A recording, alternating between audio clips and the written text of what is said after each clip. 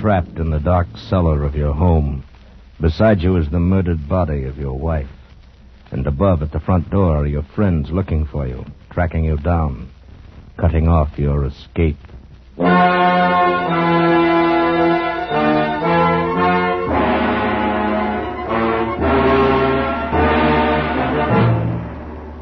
Escape, produced and directed by William N. Robeson, and carefully contrived to free you from the four walls of today for a half hour of high adventure.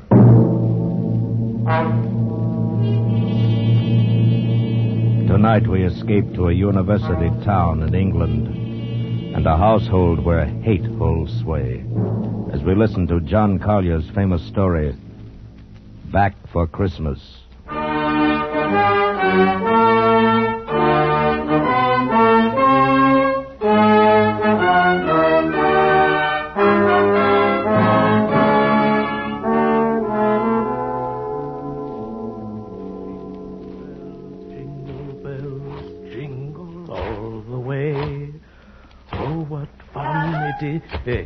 Yes, my dear.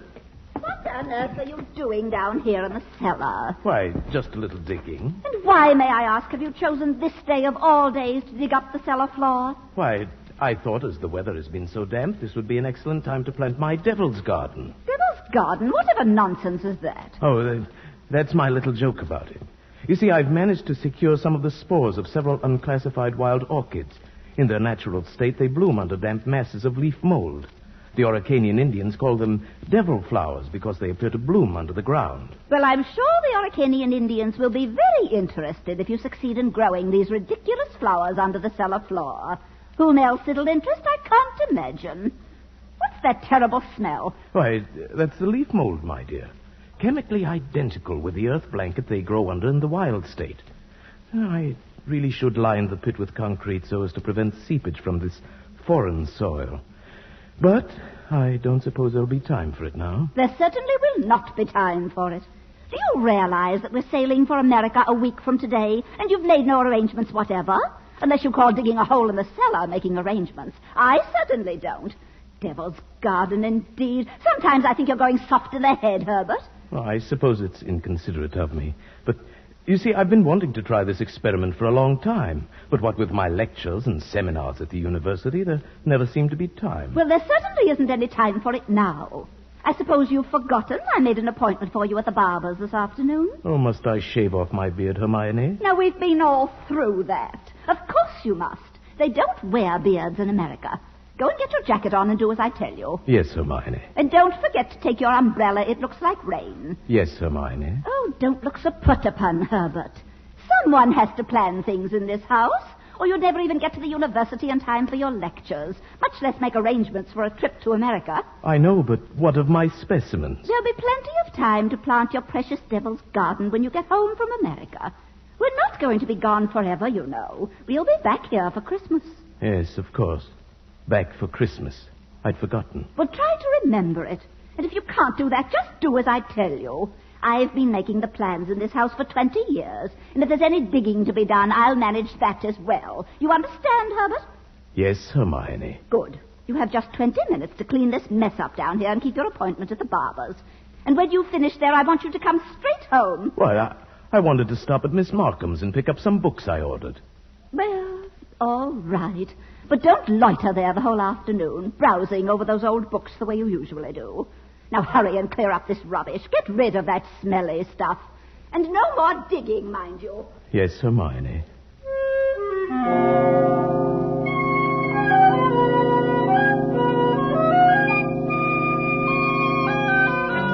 Yes, Hermione. How many years have I been saying that? 10 years? 15? 20? Clear up the rubbish. Yes, Hermione. Don't forget your umbrella. Yes, Hermione. Do this, do that. Yes, Hermione. Yes, yes, yes. How much longer can I stand this?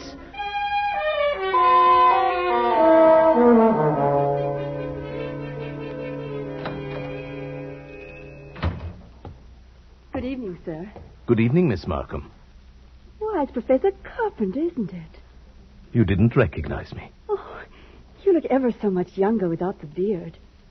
20 years at least. 20 years. Oh, You'll be glad to know those books you ordered have finally arrived. Books? Phytotomy of phalloid gametophytes and coniferous shrubs of North America. Those are the ones you ordered, aren't they? Oh, yes. Thank you. You're very kind, Miss Markham. Why kind, Professor Carpenter? Well, not many young ladies in bookshops would go out of their way to look up rare books for an old professor of botany. Oh, why, you're not old, Professor Carpenter. Really, you look... Oh, and besides, I adore botany. It's my particular hobby. Oh, really? Well, you never told me that before, Miss Markham. Oh, I was afraid to. You were so imposing with a beard and all. Well, You might be interested in some specimens of alpine polyanthes that were sent to me by a friend in Switzerland. Switzerland? I used to go there for my holidays before the war. You like Switzerland? Oh, I love every part of it. The lakes, the mountains, the beautiful spring flowers. Oh, especially the flowers. Oh, yes. It seems we have quite a lot in common, Miss Markham. I'm sorry we haven't talked before. Oh, I am too. It is all the fault of the beard, I suppose. Miss Markham, forgive me if this sounds foolish, but I feel that shaving off my beard is the most important thing I've done for 20 years. Oh, it is. I'm sure it is. I'm ashamed that I've been so distant with you all the time. Oh, there were times when I almost spoke up. Times when you came in here, tired after a day with your students at the university. Oh, you seemed so alone. The way I'm alone in the world. I'd like to have asked you to stay a while and talk with me.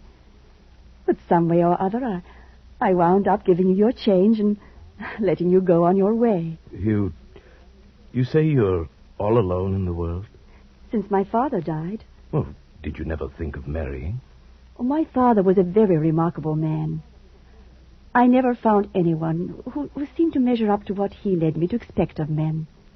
And then the war came. Miss Markham, It's been so long since anyone called me by my first name.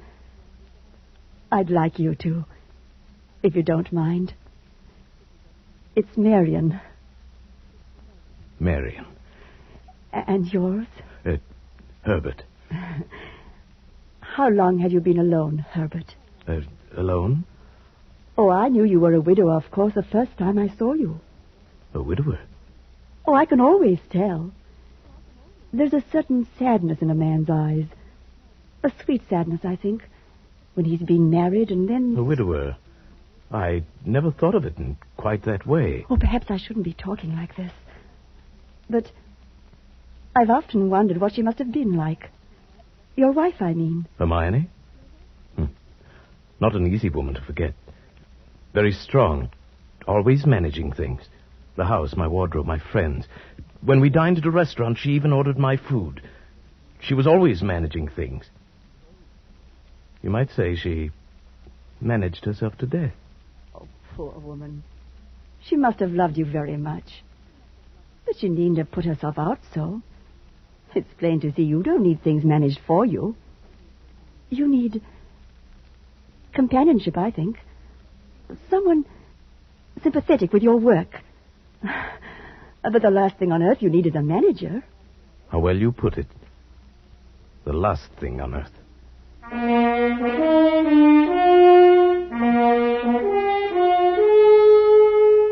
That's the first time I thought of it, of course.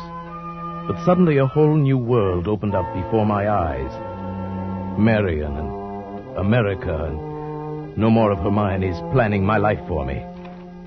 By the time I got home, my mind was working overtime. Well, at last. You certainly took long enough about it. What are you looking so pleased about? I don't really know. Getting rid of the beard, perhaps. I feel 20 years younger. You look even smaller. Your face looks triangular or something. I'd forgotten your chin was so weak. Oh, but never mind that. You can grow it back soon enough after Christmas. Where are you going? Down to the cellar. I just bought this electric lantern, and I thought I'd put it away down there. Now, whatever possessed you to buy a thing like that? I don't know. I'd rather like this lantern. Might come in handy. Who knows? Now, Herbert, don't start digging down there again. I've 100 things to do, putting the house in order before we leave. I want you to carry these boxes upstairs for me. Yes, Hermione. And if you're going down to the cellar, take this along and stuff it into the furnace. But this is my old bathrobe. I may need it. Oh, nonsense. I bought you a new one. Get rid of it. And don't start puttering down there with that devil's garden or whatever you call it. I'm through digging, my dear. I think the pit is quite deep enough now for my devil's garden.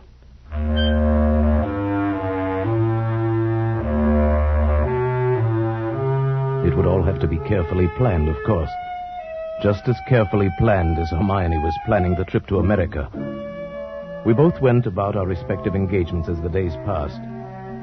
I spent all the time I could with Marion, and finally she consented. And then it was the last day, the big day, the day we were to sail for America.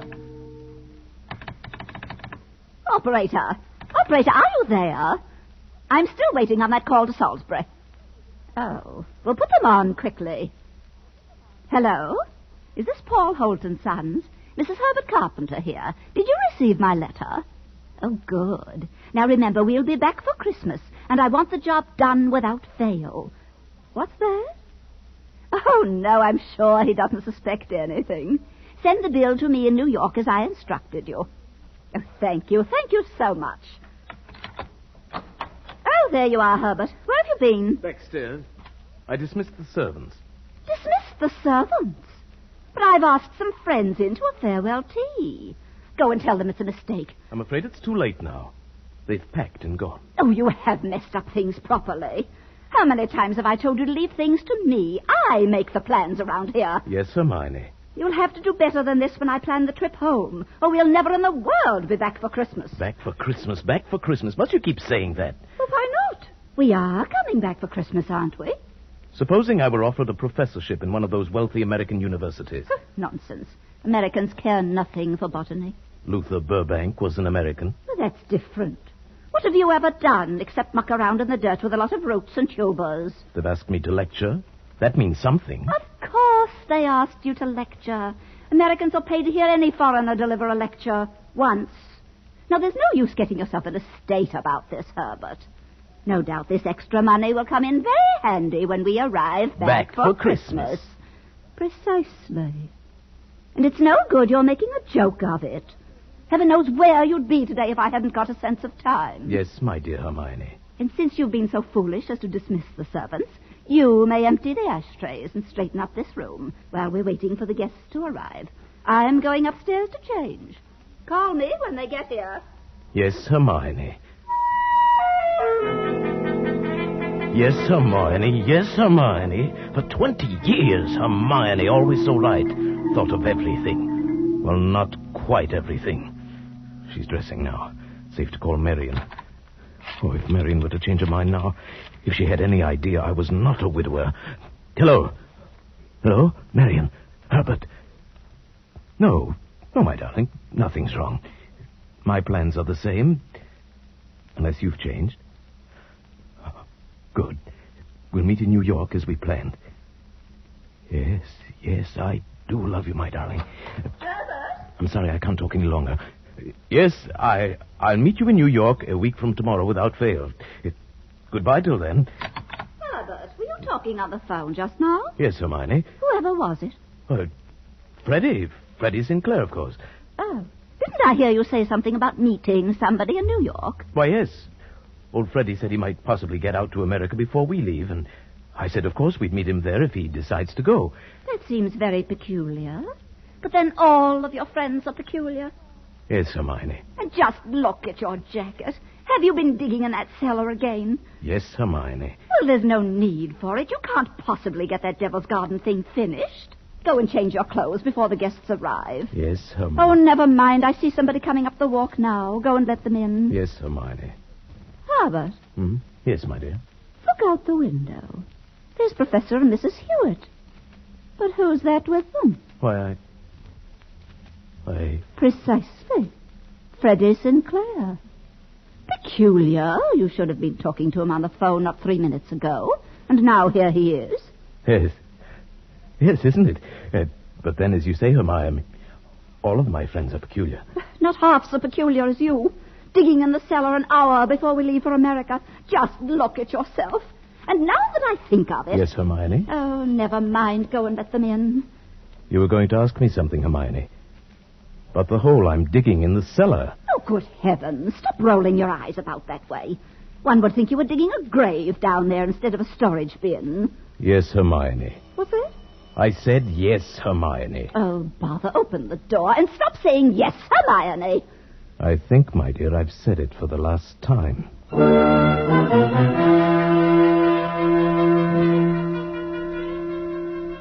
Back for Christmas.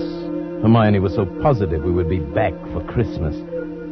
That last afternoon, pouring tea for a few friends who had come in to say last-minute farewells, she kept reiterating... Oh, I promise you, Mrs. Hewitt. Remember, we absolutely must have you with us for Christmas. Oh, we'll be back. It's not absolutely certain, of course. Herbert, what do you mean it's not certain? Of course it's certain.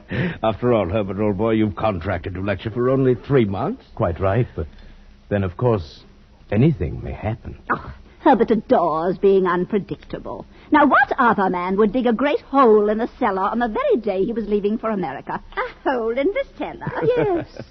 He's going to put some unclassified wild orchids down there. A devil's garden, if you please. Sounds mysterious.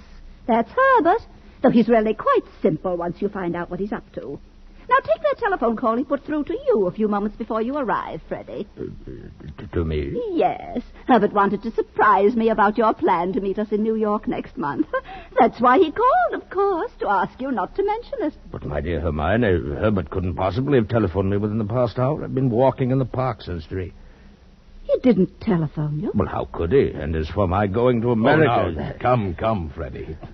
You may as well own up. Hermione has found me out again. But, Herbert, old chap, I really don't understand. There. You see what a poor liar Herbert makes. He's red as a beetroot. Aren't you ashamed of yourself, Professor? Stringing poor Hermione along like that. And as for you, Freddie, I'm furious you said nothing to us about going to America. But look here, old girl, I've been trying to tell everyone that I have no... stuff and nonsense. The game's gone on long enough. Perhaps Herbert's merely planning a surprise for me. Yes, let's leave it at that, my dear. Well, we must start getting ready. It was marvelous of you to come in to say goodbye. And don't worry about Herbert's little jokes. Oh, I will bring him back for Christmas. You may rely on it.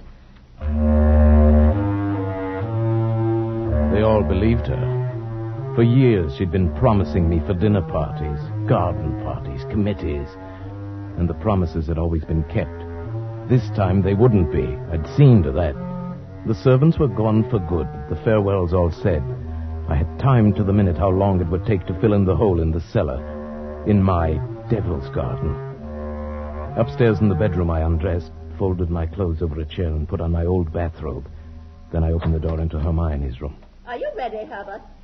Hermione, have you a moment to spare? Of course, my dear. I've just finished. Then do come in here for a moment.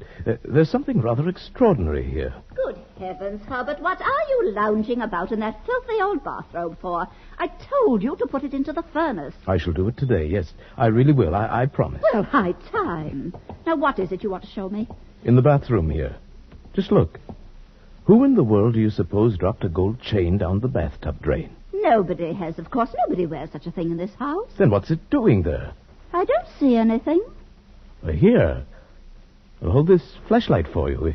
If you lean right over, you can see it shining deep down. Oh, such a lot of nonsense. Just with I don't see it, Herbert. Go on looking, Hermione.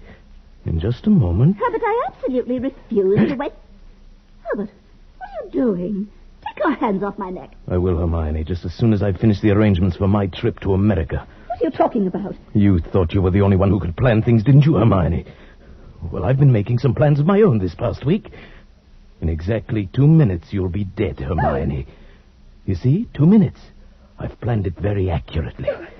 You'll never get away with it. Let me go. I thought you'd say that, but I will get away with it. You won't mind the smell of the leaf mold down in the cellar when I take you there today. Yes, that's where you're going, Hermione. Into my devil's garden that annoyed you so much. Oh. The soil is full of clay. It won't settle too much. In a month or so, it won't even look as if it had been dug up.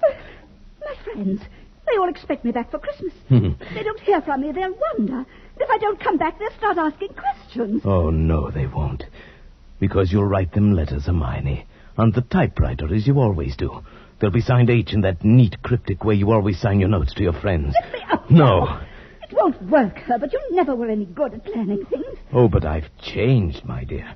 I've learned from watching you all these years. The lecture people in America, they'll expect you to be traveling with your wife. I will be traveling with my wife, but her name will not be Hermione. Fortunately, they've never met you. I'll write a few letters home for you, then fewer and fewer. Write letters signed with my own name, always expecting to get back, but never quite able to. Keep the house 1 year, and then another and another. They'll get used to it. Might even come back alone in a year or two and clear it up properly. Say you died in America. Nobody will ever suspect you're lying under the floor of the cellar in this very house. Oh, but it won't work, I tell you. That pit you dug in the cellar, I can assure you, my dear Hermione, it'll serve its purpose well. Sorry, my dear. I've got to get this done on schedule. You have just 5 seconds to say your prayers. Oh, but you must listen. The cellar. Yeah. Don't do it, Herbert. Herbert! Yeah. Oh. Hey! Hey!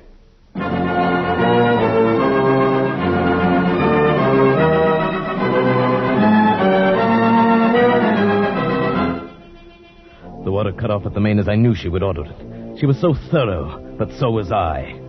Strangulation. Nothing to wash up. The electric current shut off exactly at 1 o'clock, just as she ordered it. She thought of everything. So did I. My nice new electric lantern. Plenty of light to work by in the cellar. The old bathrobe she wanted me to throw away came in handy now if there should be any chance blood stain.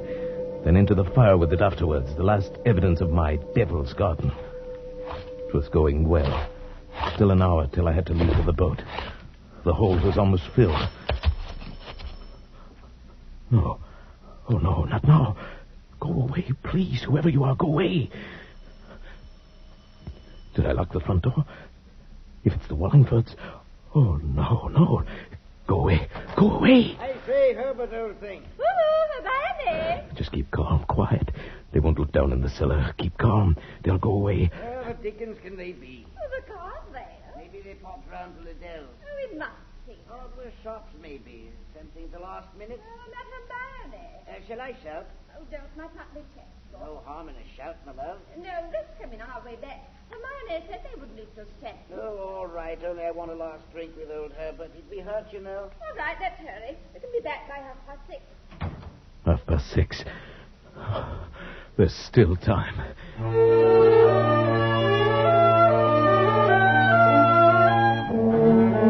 After that, it was easy. Put the finishing touches on the Devil's Garden, dress fast, get out of the house before 6:30, take the boat trade to Southampton and board the ship for America. All according to plan. Hermione's plan.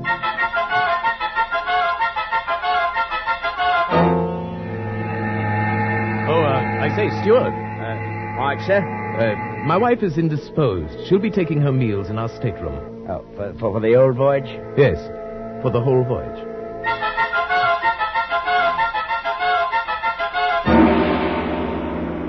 Well, I trust your wife is feeling better this morning, Professor Carpenter. Yes, a little. Not yet well enough to leave her cabin. Oh, I'm sorry. Oh, by the way, here's a copy of the radiogram you sent for your wife last evening. Oh? Oh, thank you. I'll just check it over. I say, look here. What is it? Did the typist make a mistake? No. No, nothing important. She can correct it later.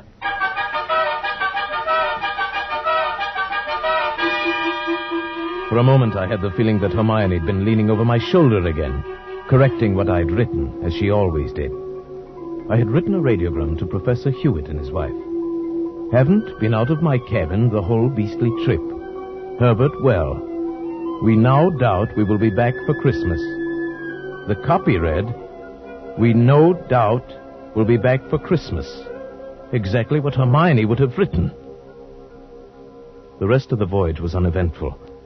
And Marion and I met in New York and were married just as we'd planned. Just as we'd planned.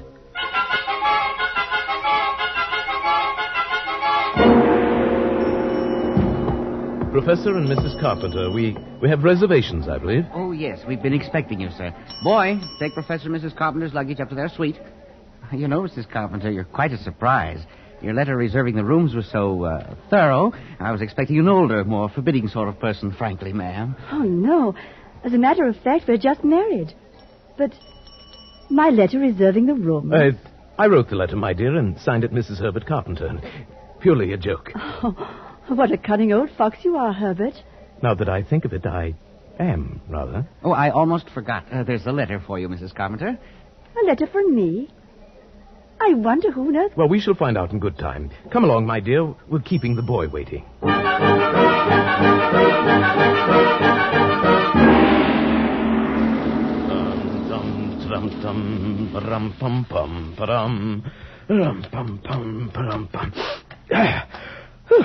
Nothing like a cold, brisk shower to put a man to rights. Herbert, this letter... Oh, yes, the letter. Dry my hair, will you, dear? It seems to be a bill of some sort. From a building contract in Salisbury. Oh, bother. Dry your own hair. Oh, thank you, my sweet. Let's see this bill or whatever it is. It's very puzzling. Herbert. You were a widower, weren't you? I mean, Hermione isn't still alive. I can assure you she is not. Let's have that letter. Dear Madam, this is to acknowledge your order, together with the key... Together with the keys to your house in Launceston Place. Our men had no difficulty in finding the place where your husband had begun the excavation in the cellar, but apparently changed his mind at the last moment and filled it in again. Oh, no. What is it, Herbert? Our men will begin digging tomorrow, and you may rest assured that it will be a professional job and will be completed in ample time for your surprise Christmas present to your husband. We are happy to be conspirators with you in this thoughtful gesture and hope that Professor Carpenter will be pleased at the results of our work on what he so quaintly calls his Devil's Garden. Very truly yours, Paul Holt & Sons Contractors. What does it mean, Herbert? It means that Hermione was right. I will be back for Christmas.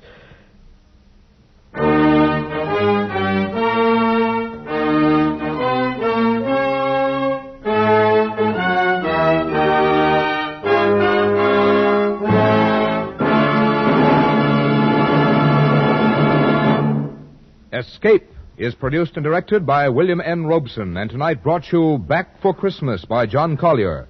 Adapted for radio by Robert Tallman, with Paul Frees as Herbert, Eleanor Audley as Hermione, and Marta Metrovich as Marion. Music is conceived and conducted by Cy Fuhrer. Next week... You were lost in a London fog, exhausted and frantic, unsure if the figures looming around you are real or creatures of your fear. And behind you, pursuing you, intent on killing you, lurks a murderer from whom you must escape.